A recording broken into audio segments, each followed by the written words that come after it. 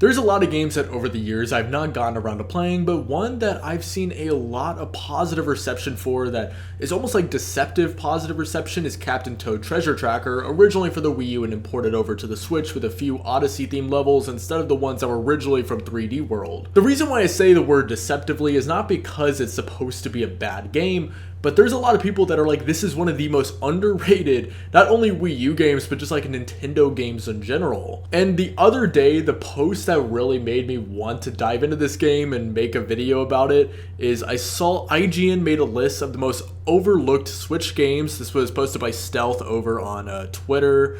And at number 7 out of this list was Captain Toad Treasure Tracker. This is funny to me for multiple reasons. One, because like half of this list is just like Wii U ports, but that's aside the point. But yeah, saying that the 7th most overlooked Switch game on a platform with a whole treasure trove of games on it seems pretty crazy to me. So I was like, okay, I gotta try this game out. Like, what am I missing out on? I'm not even really for sure why I never played this game. I think maybe as a kid I was kind of burnt out with the whole Super Mario 3D World aesthetic. Maybe, I don't know. But anyway, today I wanted to rectify that. I think I stand with the like, this game is good crowd, but not that this game is underrated. And so this video is going to end with a whole kind of discussion about what being underrated means whenever a whole crowd of people starts calling something underrated. But before we get to that, I'm going to quickly touch on the game itself. So this is a puzzle platformer, very much inspired by the Captain Toad mini levels that were found in Super Mario 3D World. And in that game, you were not able to jump as Captain Toad, and you were looking for 5 green stars because that was the collectibles that was found in the levels in Super Mario 3D World. The levels were square designed, and you could kind of move the camera around, and they were really fun. In that game, there was maybe like a small handful of them, and they were relatively challenging, but definitely very rewarding to find like the treasures that were found within.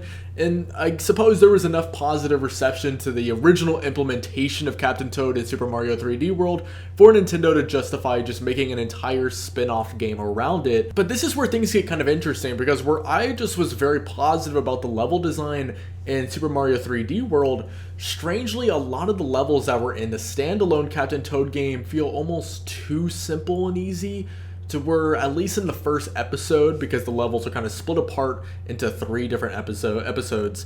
In the first episode, a lot of it feels kind of monotonous to run through. There are definitely some standouts. There was a lot of cool implementation of, say, like the double cherry power-up, or like a minecart mechanic where all of a sudden the game turns into like a shooter, where you're shooting turnips at like POW blocks and stuff.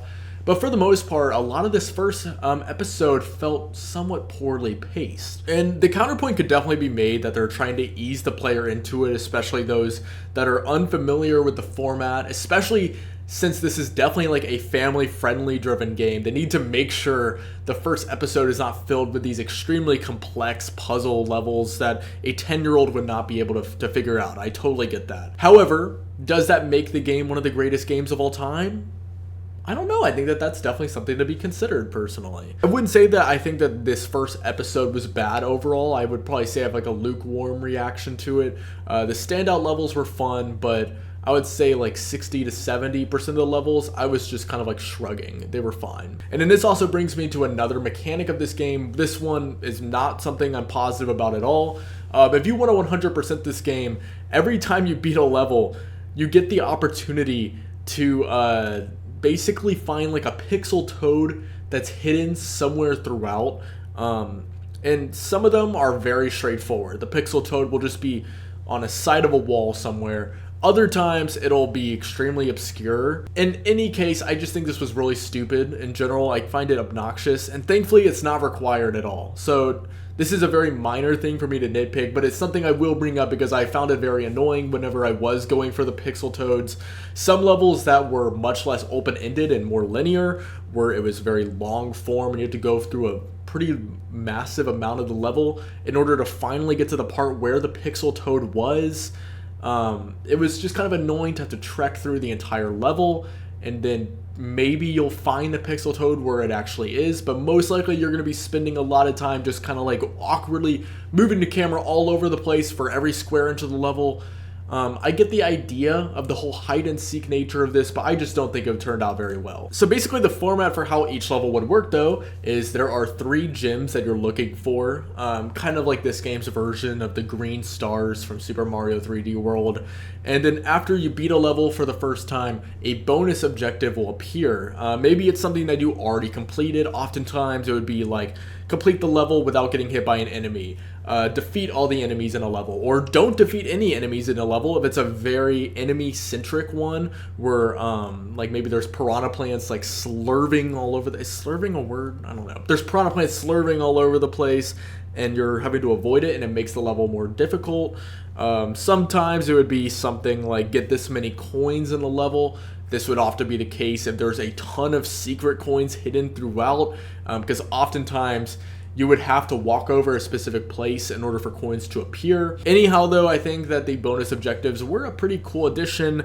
However, the one thing I will say that slowly would like tick me off, not tick me off, that's a little exaggerated, but like it wouldn't show you the bonus objective until you beat the level for the first time, which meant that a lot of the levels you would be replaying over and over, or not over and over, but just like you would play it the first time, get the gems or not, and then it would show you the bonus objective, which most likely you didn't get the first time you played the level, and then you have to play the level right after again, and then maybe you get the bonus objective. Some of them are actually pretty challenging, so you might not.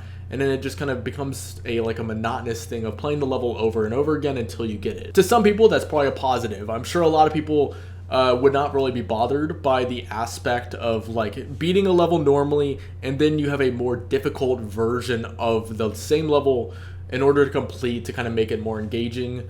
I can definitely see the positive aspect of it, but I probably would have preferred if it just showed you what the bonus objective was entering the level, so that way while you're playing it you can kind of be mindful of what the bonus objective is. And I'm sure some of the bonus objectives I still would have just wanted to beat the level normally and then go back through for it again, but other times if it was a bonus objective like get this amount of coins, I could totally have just done that while playing the level normally. And it's not like the levels are like brainless the first time you play through. You're already using your brain to look for the gems. So it's like, I mean, I'm already engaged with the level enough to be doing that. I would not probably have a problem with also focusing on whatever the bonus objective is.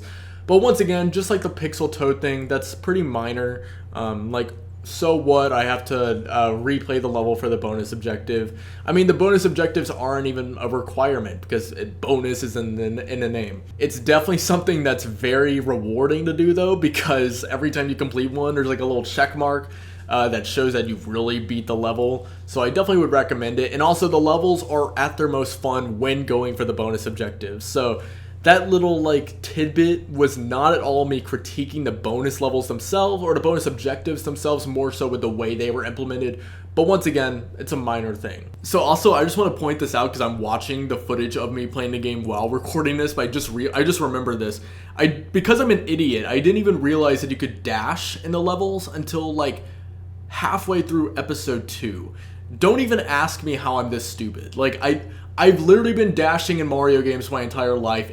I think it's the same button as every other game. Just for some reason, it didn't click in my head that I wasn't dashing. So if you see the footage and you're like, wow, this guy's complaining about the pacing of the game and he's walking through the levels, that very well could be a factor. Like maybe it is, I don't know. So I guess what I'll do is kind of talk about specific levels that either left a good or bad impression on me, and then we can kind of wrap it up with a nice bow on top for my thoughts on the game. Level 5 of episode 1 was Double Cherry Palace. It was the first level to incorporate the double cherry in this game. It's probably the easiest one out of the double cherry levels, but I also found it to be one of the more memorable ones. There's another one that I'll speak on definitely in a minute, whenever I think it was in episode 2. But this one was fine. It was cool. The mission I remember was getting a certain amount of coins, and that was, for some reason, it took me like 2 tries to do. I'm not sure why. So this one was cool. Level 6, Shy Guy Heights in episode 1. It was cool because the bonus objective was a stealth mission where you had to not trigger any of the Shy Guys that were walking around. You could kind of cheese this by using the pointer functionality to like tap on them and like kind of cause them to freeze. But even if you do that, it still is kind of fun, like sneaking around all them. And I like the idea of taking a game like this where you can't jump and, requiring a player to be a bit more sneaky with the way they go through the level. Once again, it definitely would have been easier to just dash through it. This was still at the part of the game where I just wasn't dashing for some reason, but that's neither here nor there. So now I'm just kind of getting completely out of order, but the other Double Cherry level I wanted to bring up was Double Cherry Spires. This is one I remember seeing footage of back in the day whenever I would watch some YouTube videos about Captain Toad Treasure Tracker. This is easily the best Double Cherry level in the game. It's really fun to find the gems. Traversing the level is fun. It's really well paced because it doesn't take too long, but it's also not too easy to just breeze right through it. So this is definitely one of the shining examples of how a level in this game can be done. And also the aesthetic is wonderful. And that's another thing I'll just go ahead and say about this game that is a big positive. It looks great. And this is a given because Super Mario 3D World already looked visually very good. But this level, or this game, I suppose, honestly, kind of outshines Super Mario 3D World because I kind of like the small boxed-in design of the levels and how they work within that to create a very, just like eye candy type of game. Another level that was interesting was Clear Pipe Puzzleplex. This was a very Super Mario 3D World-esque level with the clear pipes everywhere. One thing I guess I was a little more critical about this level on is that the requirement of getting the golden mushroom and the placement of the golden mushroom meant that you had to kind of backtrack throughout the level because the placement of it was on the left side, so you'd have to go all the way around in order to make it to the specific pipe layout in order to get the puzzle. But then after doing it, you have to go all the way back around. That was like a very minor annoyance I had with this level. Other than that, I always have loved the clear pipes. I think it's really fun to kind of go throughout them. And once you figure out the layout, this level does get kind of satisfying because it feels like you've kind of taken the effort to memorize the layout and use it to your advantage. And dodging the fuzzies that are going around is pretty satisfying to do. And then entering into episode 3, which is where the levels become a bit more complex. The first one I'll bring up is Bitty Bud Snow Stroll. This one is definitely one of the more creatively designed levels for a very specific reason. And at first I didn't like this level because I thought it was annoying having to randomly walk around and then patches of snow would fall down. And then I realized that I'll put the name of them on screen because I kind of forgot. But the enemies that are walking around on the snow are walking on the clean ones that won't fall down and the correct path in order to make it to the star. Once you realize that, it becomes a fun level because it's like, whoa, I figured that out. Like the enemies are kind of showing you the way you're supposed to go. And the gems are kind of fun to collect. So that's definitely one of my more positive mentions. One of my not positive mentions is the level right after, KG Conch Caper. This level's stupid and annoying to do. It's not fun. Honestly, like it's not even aesthetic to look at. This is just like probably my least favorite level in this game. One of the levels, Retro Ramp Up, is a callback to Donkey Kong, which works very well because you have the pickaxe item in this game. And then the fact that you can't jump puts a fun spin on the fact that in the original game you could jump over the barrels, but here you can. And I mean, I guess it's not even barrels anyway, but it's cool. This is a fun level. So yeah, I don't want to like spend the whole video just rambling about specific levels. Maybe I'll make another video because I just do so many like ranking videos on the channel of like ranking the levels in this game. That'd be pretty fun. Overall, I would say the levels were good for the most part. There were a lot of levels that I didn't mention, and those were more so the ones that I just didn't really think about or didn't connect with me. But the ones that I did like definitely were fun. Like it was fun to solve the puzzles, and that's just the way I would describe this game. It's fun. It's a fun game. I think it was like worth my time. I'm glad I spent the time to kind of go through it and play it. Is it underrated? Not really. And this is where we really have to start breaking apart what the word underrated really means. Not even just in terms of gaming, but anything. Because whenever you have a whole crowd of people calling something underrated, it becomes not underrated because the rating of it goes up. If I have, let's just say 10,000 people call this thing right here overrated. Like this thing, everyone originally liked this thing. I don't know, for the purposes of this, let's say The Legend of Zelda Breath of the Wild. It's a game that's highly revered, but then all of a sudden you have a crowd of people saying, no, it's overrated. This game's actually not that good. It's not even a top 5 Zelda game. Well, if you have enough people saying that, you can't really say it's overrated anymore because the general rating of it has kind of gone down with everyone saying it's overrated. The vice versa version of that happens with something that people call underrated, where originally it was a game that not many people talked about. It was kind of underappreciated, as IGN put it.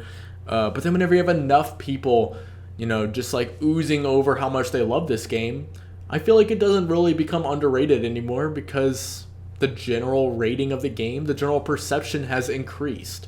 So I can't even really call this underrated anymore. It's like, I think it's a good game, but I don't think it's much more than that. I don't think it's like one of the best puzzle games necessarily I've ever played. And if you're of the opinion that it is, I would love to hear why. Like, I genuinely am interested in like the general reason why people love this game so much. So anyway, that's it for this video. I just wanted to kind of talk about it because that's a game I've been playing. And I don't know, I wanted to hear others' perspectives for sure about what makes this game so great. I'm not saying it isn't great, but I'm open-minded to it. So thank you so much for watching. Feel free to subscribe if you enjoyed the video. It would mean a lot, and it's a great way to support the channel. I do a lot of similar videos of this, like breaking apart new games that I haven't played, retrospectives, rankings, Switch 2 stuff as new events unfold, and other similar gaming and Nintendo related topics. So thank you so much for watching. I hope you have a great day. As always, peace out.